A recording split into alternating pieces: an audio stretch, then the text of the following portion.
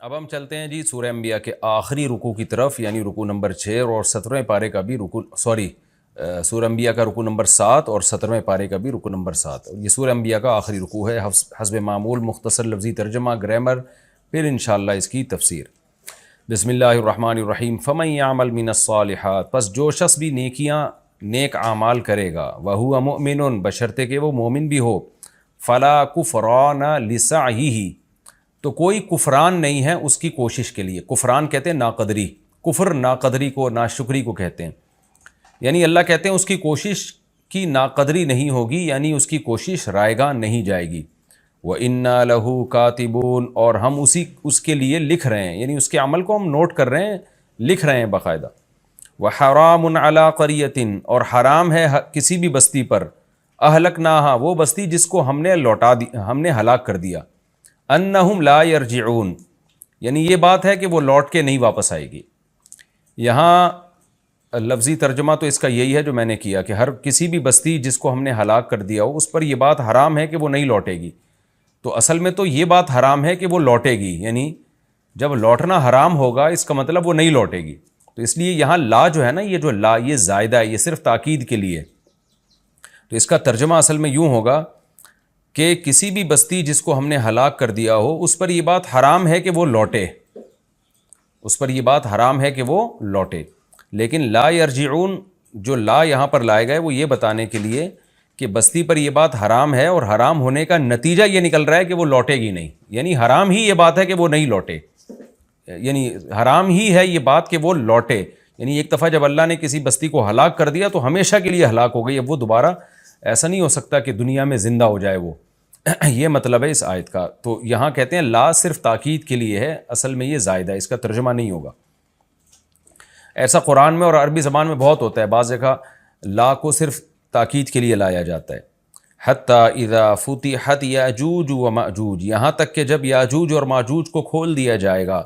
وہم من کل حدب، اور وہ ہر ٹیلے سے، ٹیلا جو ریت کے ٹیلے، یہ مٹی کے نہیں چھوٹے چھوٹے ٹیلے ہوتے ہیں، یعنی ہر بلندی سے ینسلون، نکلنے کی کوشش کریں گے. نسلہ ینسلو کا معنی پھیلنا، نسل کو بھی نسل اس لیے کہتے ہیں کہ وہ پھیلتی ہے.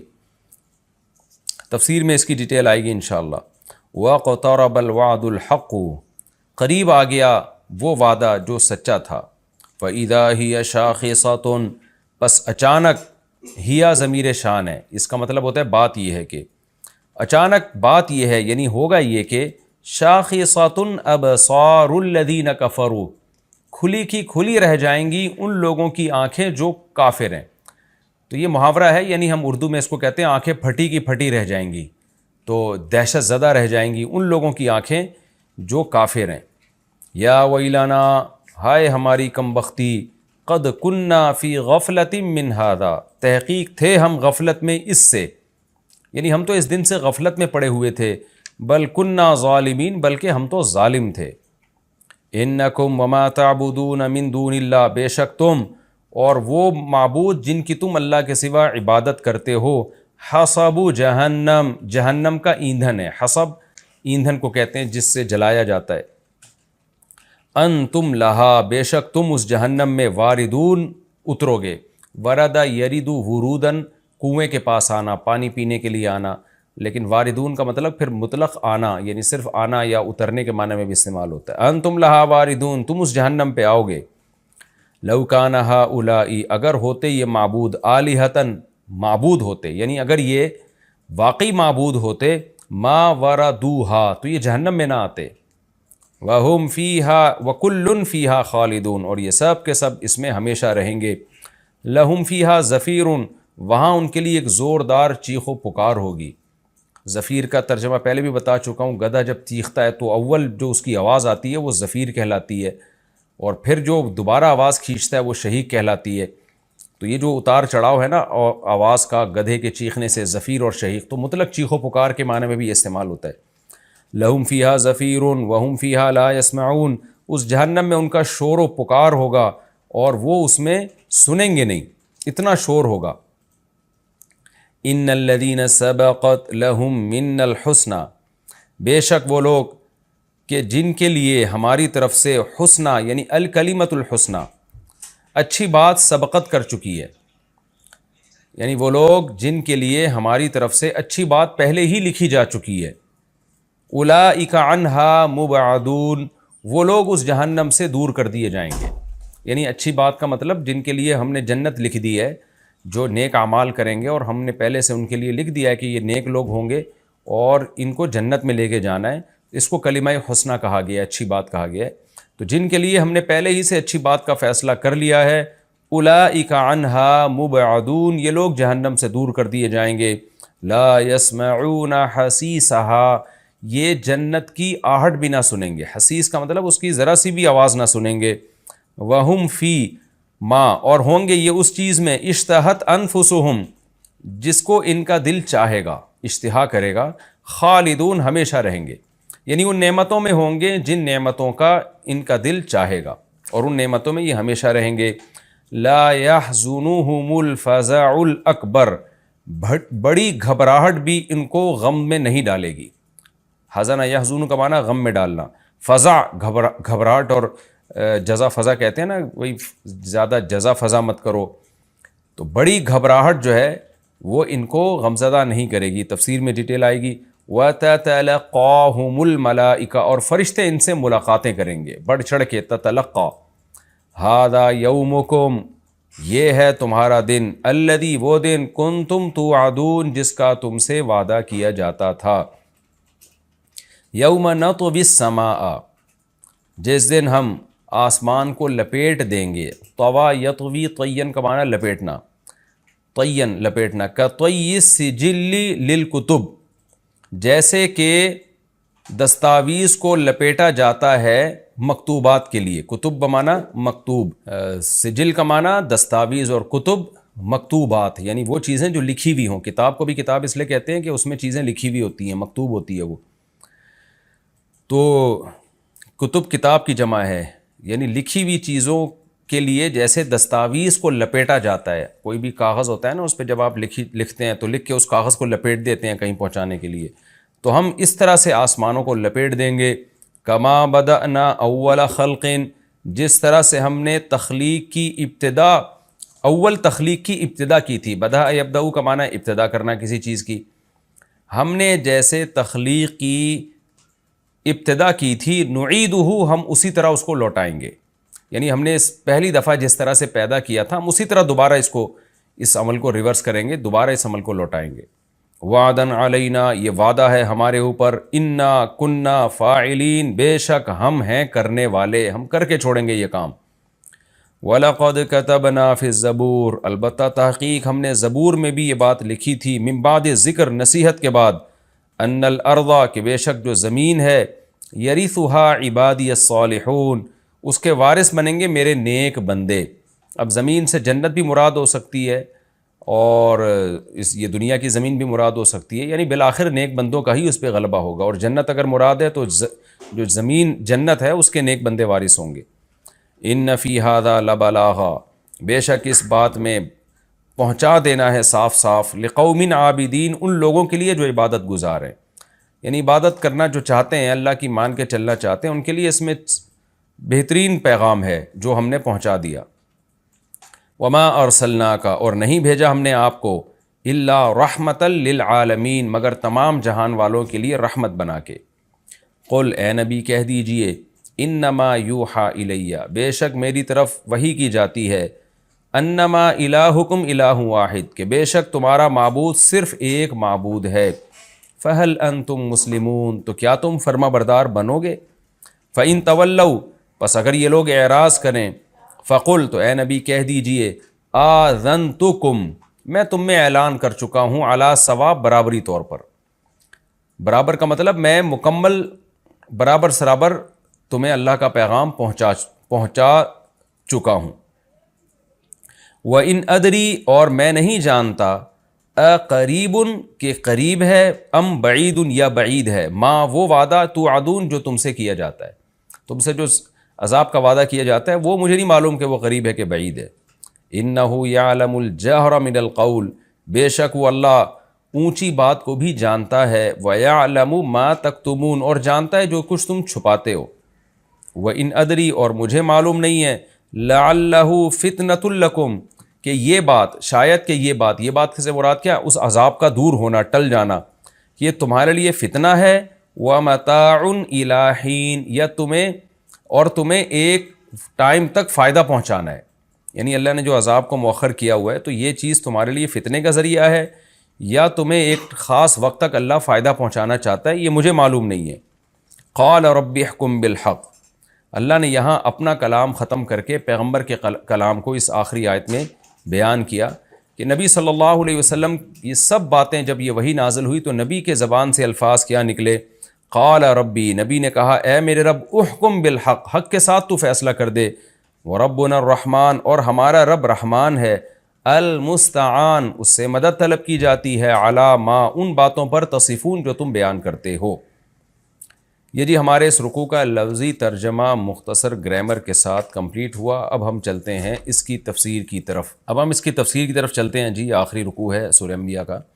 آپ کو پتہ ہے اس رکوع سے پہلے اللہ نے پیغمبروں کے واقعات بیان کیے اور بتایا کہ یہ تمام پیغمبر ایک ہی امت ہیں اور ان سب کی دعوت مشترک ہے. ان سب نے مصیبتوں میں صبر کیا، ان سب نے مصیبتوں میں خدا کو پکارا، ان میں کوئی اپنی عبادت کی طرف بلانے والا نہیں تھا. یہ سب اللہ پہ اعتماد اور توکل کیا کرتے تھے.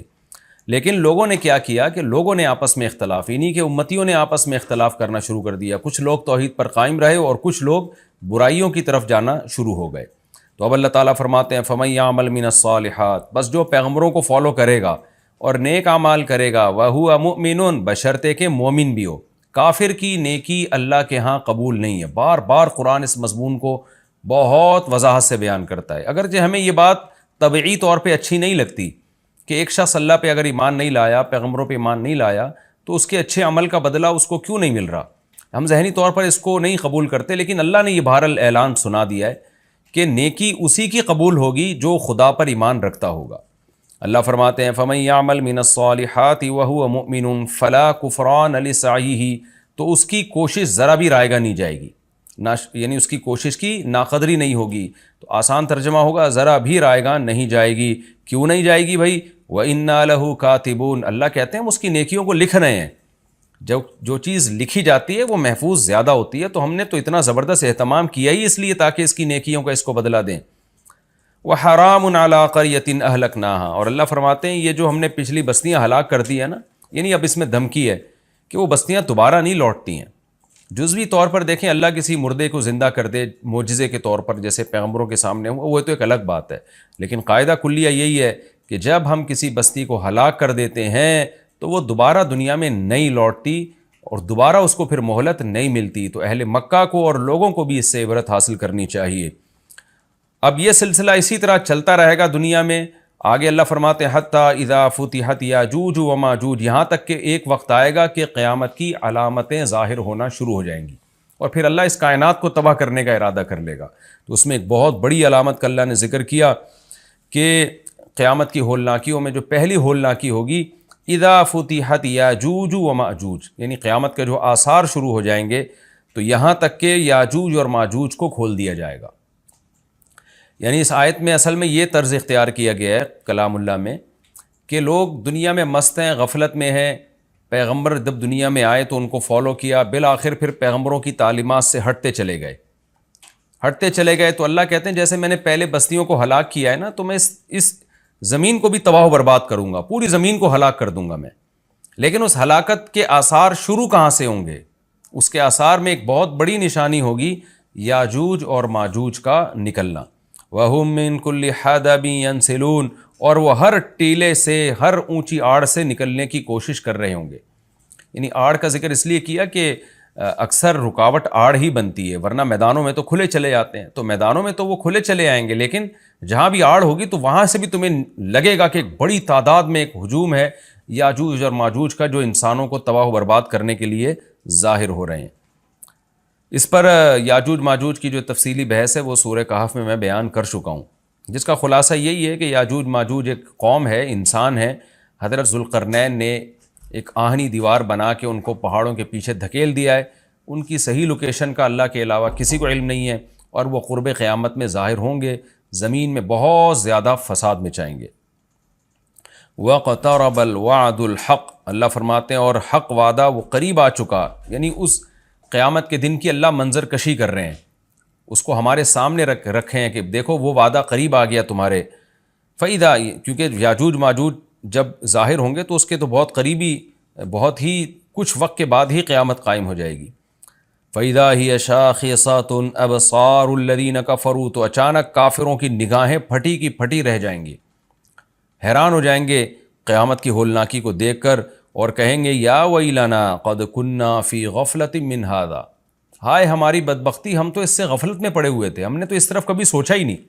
آج دیکھ لینا انسان پیغمبروں کی تعلیمات کو تو ویلیو دے ہی نہیں رہا ہے، بس ترقی اور معاشی ترقی اور سائنسی ترقی اور ٹیکنالوجی اور حقوق ایک دوسرے کے اور جانوروں کے حقوق اور گدھے گھوڑوں کے حقوق، اسی پر پوری انسانیت گھوم رہی ہے. جس خدا نے پیدا کیا اس کو ڈکشنری سے نکال دیا.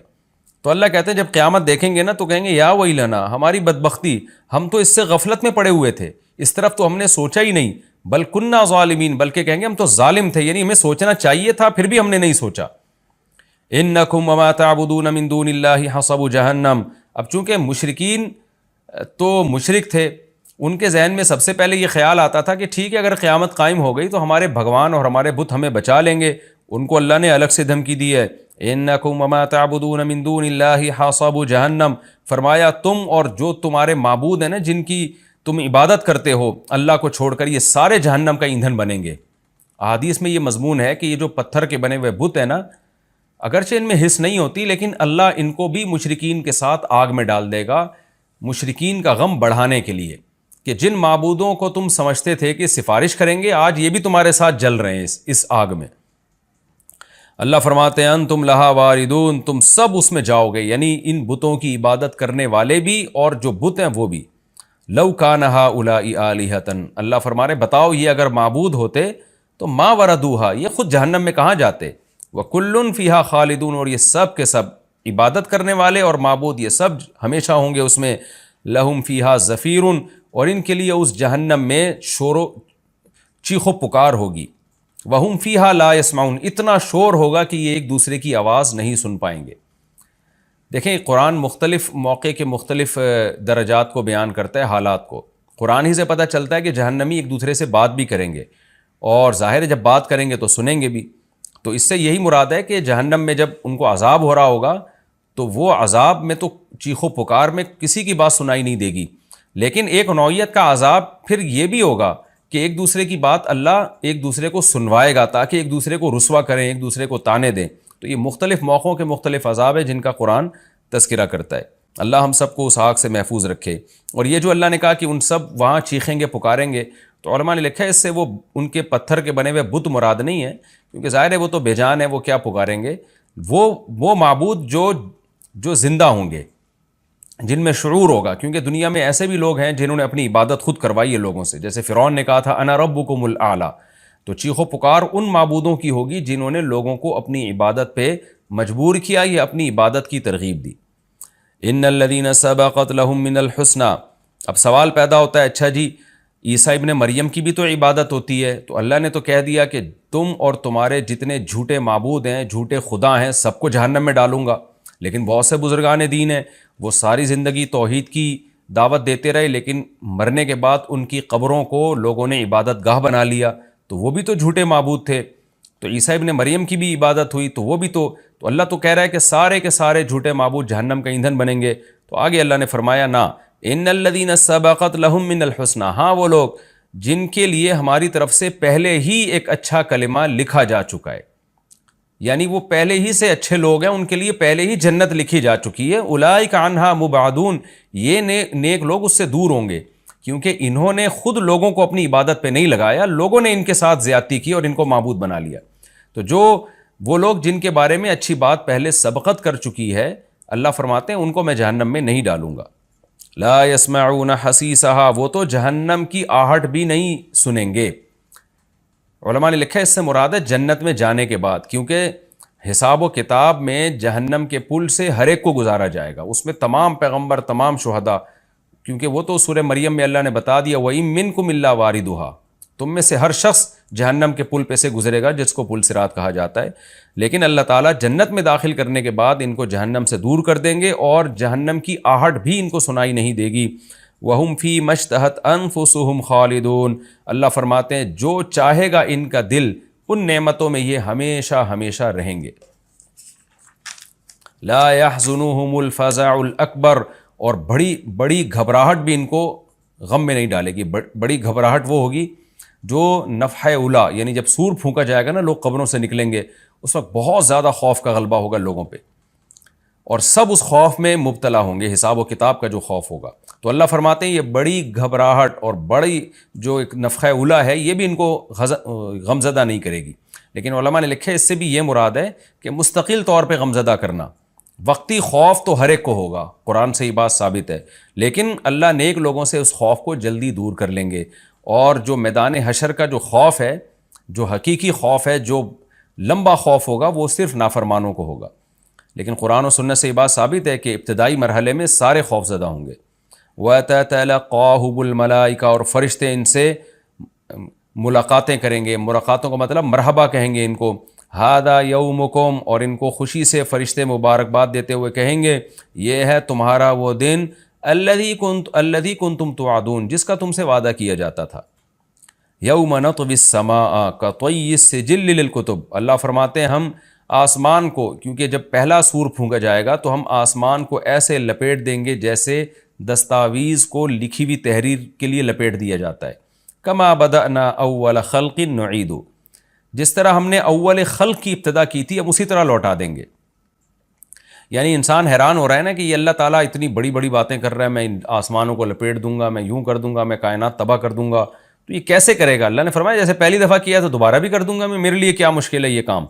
وعدن علینا، اور یہ ہم پر وعدہ ہے. یہ کیسے چیلنج کر رہا ہے اللہ تعالیٰ، دیکھیں. یعنی انسان کہہ رہا ہے نہیں کچھ ہوگا، یہ سب ایسی باتیں ہو رہی ہیں، اور اللہ کہہ رہا ہے وعدن علینا، میں کر کے دکھاؤں گا یہ. انا کننا فاعلین، پھر اللہ نے تاکید کی ہم یہ کام کر کے چھوڑیں گے. لہذا اللہ کو چیلنجز مت دو، اپنے عمل کو ٹھیک کرنے کی کوشش کرو. اور اللہ اب مشرکین کو بھی دھمکی دے رہے ہیں کہ صرف دنیا میں نہیں، صرف آخرت میں نہیں، دنیا میں بھی نیک لوگوں کو میں غلبہ دوں گا. وَلَقَدْ كَتَبْنَا فِي الزَّبُورِ، ہم نے زبور میں یہ بات لکھ دی تھی من بعد الذکر، نصیحت کے بعد، کہ ان الارض یرثها عبادی الصالحون، یعنی اللہ نے پہلے نصیحتیں دی، احکام بتائے، اور بتا دیا کہ میرے نیک بندے ہی زمین کے وارث ہوں گے. زبور کا تذکرہ شاید اس لیے کیا کہ داؤد علیہ السلام کو اللہ نے زبور دی، اسی میں اللہ نے بتا دیا، اور اللہ نے زبور میں یہ وعدہ جو کیا تھا پورا کر کے بھی دکھایا. داؤد اور سلیمان علیہ السلام کی خلافت اللہ نے پوری دنیا پہ قائم کر دی. تو اللہ فرماتے یہ بات ہم نے زبور میں لکھ دی تھی. اور یہ حدیث سے بھی مضمون ثابت ہے کہ جیسے مسلمانوں کا نشأۃ اولا ہوا، اللہ نے اسلامی خلافت کو دنیا میں قائم کیا، تو حضرت عیسیٰ ابن مریم کے دور میں اللہ دوبارہ کفر پہ اسلام کو غلبہ عطا فرمائے گا، اور یہ زمین کے وارث پھر اہل اسلام ہی بنیں گے. اور اگر ہم زمین سے مراد جنت کی زمین مراد لیتے ہیں پھر تو بالکل واضح بات ہے. آگے اللہ فرماتے ہیں ان فی ھذا لبلاغا لقوم عابدین، ہم نے جو مضمون بیان کیا اس میں جو لوگ اللہ کی عبادت اور غلامی کرتے ہیں ان کے لیے پیغام کا صاف صاف پہنچا دینا ہے. ان کو بات سمجھ میں آ گئی ہوگی. جو اللہ کو نہیں مانتے، اللہ کی عبادت پہ آنا ہی نہیں چاہتے، ان کو سمجھ میں بات نہیں آ سکتی. وما ارسلناک الا رحمۃ للعالمین، اور اے نبی ہم نے آپ کو تمام جہان والوں کے لیے رحمت بنا کے بھیجا ہے. کافر یہ سمجھتے ہیں کہ یہ جب سے آئے ہیں ہمارے لیے ٹینشن بن گئے ہیں، ہم باپ دادا کے دین کو فالو کر رہے تھے، نہ کوئی جہنم کی بات تھی نہ کوئی اور باتیں تھیں، تو وہ اشکال کرتے. اللہ نے فرمایا کہ ہم نے رحمت بنا کے بھیجا ہے تاکہ لوگ آپ پر ایمان لائیں، جنت میں جائیں، اپنی زندگی کو بھی سدھاریں، آخرت کو بھی سدھاریں، اور ایک دوسرے کے حقوق ادا کریں، زمین میں امن پیدا ہو. تو آپ رحمت کا ذریعہ ہیں. یہ نہیں مان کے آپ کو زحمت سمجھ رہے ہیں تو یہ آپ کا قصور نہیں ہے، ان کا قصور ہے. تو اللہ نے انسانوں کو بھی بتا دیا کہ پیغمبر صلی اللہ علیہ وسلم تمہارے لیے رحمت ہے، ان کو زحمت مت سمجھو. اب چونکہ اس صورت کا مضمون ہی توحید ہے، اس لیے خلاصے کے طور پر اللہ اس مضمون کو دہراتے ہیں. قل انما یوحی الی، اے نبی اب آپ خلاصے کے طور پر ان کو یہ بات بتا دیجئے، چونکہ میری جو اصل دعوت ہے وہ کیا ہے، میری طرف وہی کی جاتی ہے انما الہکم الہ واحد، کہ تمہارا معبود صرف ایک معبود ہے، اسی کی عبادت کرنی ہے. فہل انتم مسلمون، تو کیا تم فرما بردار بنو گے اب بھی اتنا کچھ سننے کے بعد بھی. فإن تولوا، اے نبی اگر یہ اب بھی آپ کی باتوں سے اعراض کریں، پیٹھ پھیریں، فقل آذنتکم علی سوا، تو کہہ دیجئے میں نے برابر طور پہ تمہیں بتا دیا. یہ برابر کا لفظ کا مطلب ہوتا ہے صاف طور پہ، یہ محاورہ ہے، یعنی اردو میں بھی ہم کہتے ہیں اس طرح کی بات. تو ہم اے نبی آپ کہہ دیجئے میں نے تمہیں صاف طور پر کھلے لفظوں میں اللہ کا پیغام سنا دیا ہے. وَإِنْ أَدْرِي، اب مجھے نہیں پتا، اقریب ام بعید ما توعدون، کہ جس عذاب کا اللہ نے تم سے وعدہ کیا ہے وہ قریب ہے یا دور. کیونکہ بار بار نا وہ ایک ہی بات پہ اٹکتے تھے کہ پھر جلدی عذاب کیوں نہیں آتا، جلدی عذاب کیوں نہیں آتا، ڈیٹ بتائیں عذاب کی. تو اے نبی کہہ دیجئے میں نے پیغام پہنچا دیا، اب مجھے نہیں پتہ عذاب جلدی آئے گا کہ دیر سے آئے گا. وَإِنْ أَدْرِي لَعَلَّهُ إِنَّهُ يَعْلَمُ الْجَهْرَ مِنَ الْقَوْلِ، اللہ جانتا ہے جہر والی بات بھی، وَيَعْلَمُ مَا تَكْتُمُونَ، اور جو تم چھپاتے ہو وہ بھی اللہ جانتا ہے. کیا مطلب؟ اللہ کا علم کامل ہے، تو جس کا علم کامل ہے اس کو پتہ ہے کہ قیامت کب آئے گی. میرا علم کامل نہیں ہے تو مجھ سے کیوں پوچھتے ہو، اور اللہ مجھے نہیں بتاتا کہ کب آئے گی. جتنا اللہ نے بتایا وہ میں نے تم تک پہنچا دیا. وَإِنْ أَدْرِي لَعَلَّهُ فِتْنَةٌ لَكُمْ وَمَتَاعٌ إِلَىٰ حِينٍ، اور پھر آپ صلی اللہ علیہ وسلم نے یہ بتایا کہ مجھے تو یہ بھی علم نہیں ہے کہ اللہ عذاب ٹال کیوں رہا ہے. اس لیے ٹال رہا ہے کہ تمہیں آزمائش میں ڈالنا چاہتا ہے وہ، یا اس لیے ٹال رہا ہے کہ اللہ تمہیں کچھ دن نعمتیں مزید دینا چاہتا ہے. یعنی آزمائش تو یہ ہے کہ عذاب ٹلے گا تو تمہاری آزمائش ہوگی، تمہیں غور و فکر کا موقع ملے گا، کچھ لوگ ایمان لائیں گے، کچھ نہیں لے کر آئیں گے. عذاب فوراً آ گیا تو سارے ہی جہنم میں چلے جاؤ گے. تو یہ تم پر رحمت بھی ہو سکتی ہے اللہ کی طرف سے کہ مہلت دے رہا ہے، بہت سے ایمان لے آئیں گے. اور یہ بھی ہو سکتا ہے کہ اللہ تمہیں آخرت میں پکڑے گا اور دنیا میں کچھ نعمتیں دینا چاہ رہا ہے. یعنی فتنۃ لکم کا مطلب یہ ہوا کہ ہو سکتا ہے آزمائش ہو، کچھ کامیاب ہو جائیں کچھ ناکام ہو جائیں.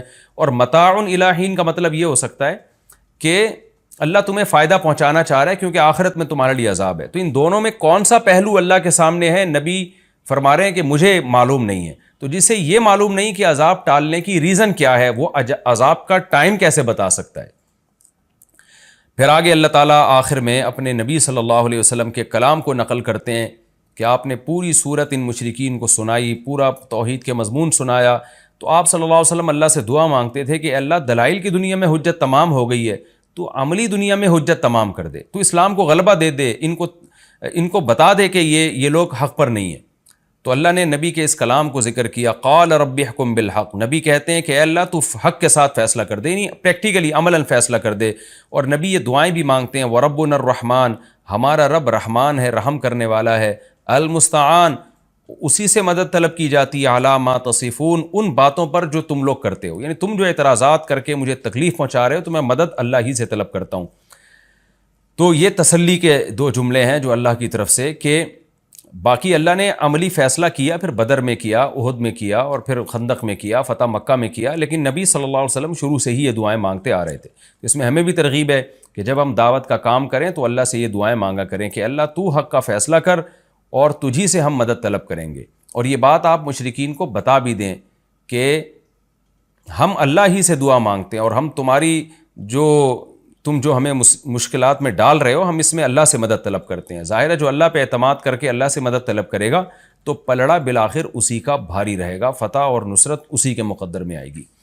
یہ بھی ہمارا رکوع الحمدللہ کمپلیٹ ہو گیا. اس رکوع میں بھی اللہ نے بہت اہم مضامین کو بیان کیا. ایک تو یہ کہ نیک اعمال پہ ایمان کے ساتھ نیک اعمال قابل قبول ہیں. بستیوں کو اللہ ہلاک کر دیتے ہیں، دوبارہ زندہ نہیں کرتے اللہ ان بستیوں کو، اور نام و نشان مٹ جاتا ہے ان بستیوں کا. اور قیامت کی ہولناکیوں کا اللہ نے تذکرہ کیا کہ پہلی علامت یاجوج ماجوج کا ظاہر ہونا ہوگا. وہ خود سائنس کے لیے ایک چیلنج ہوگی، بہت بڑا چیلنج ہوگی. اور پھر آہستہ آہستہ قیامت کی علامتیں آئیں گی تو اہل کفر کی آنکھیں حیرت سے پھٹی کی پھٹی رہ جائیں گی، اور وہ کہیں گے ہمیں تو اس کی توقع ہی نہیں تھی.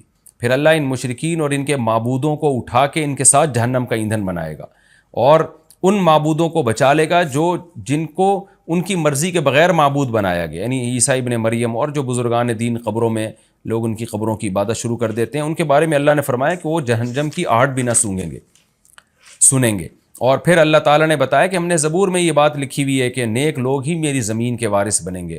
لہذا کفر اس خوش فہمی میں نہ رہے کہ ہم اسلام پہ غالب آ جائیں گے. بالآخر اللہ اہل اسلام کو غلبہ دے گا.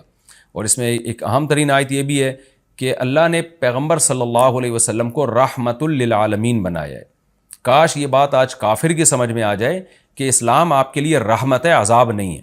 لوگ اکثر یوٹیوب پہ میں نے دیکھا کمنٹس کر رہے ہوتے ہیں غیر مسلم کہ ہم اسلام سے بچے ہوئے ہیں، عیش کی زندگی میں ہیں.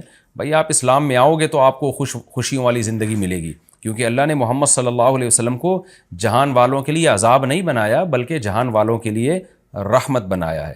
اور آخر میں برات ہے کہ پھر بھی نہیں مانتے تو اے نبی آپ ان سے کہہ دیجئے کہ میں نے پیغام بھی پہنچا دیا ہے اور میں دعا بھی اللہ سے مانگتا ہوں، اور میں یہ تو بتا سکتا ہوں عذاب آئے گا، عذاب کا ٹائم میں نہیں بتا سکتا. یہ ہماری صورت الحمدللہ کمپلیٹ ہو گئی.